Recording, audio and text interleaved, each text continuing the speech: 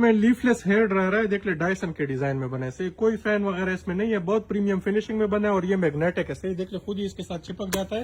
Quality extra ordinary है। 3 इसमें speed level है, देख ले यहाँ पे इसका स्पीड होगा और यहाँ पे इसका हीट है।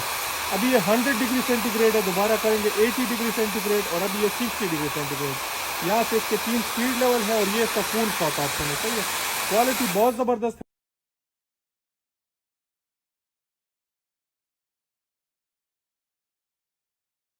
इस तरह इसकी पैकिंग है, क्वालिटी बहुत जबरदस्त है। सारे इसके वो है, देख ले 80 पे भी करता है, 100 पे भी करता है, 60 पे भी करता है। एक इसके साथ ये स्टैंड आया दीवार पे हैंग करने के लिए, सही बहुत जबरदस्त क्वालिटी का है, बिल्कुल ब्रांड न्यू और लिमिटेड क्वांटिटी में स्टॉक आया।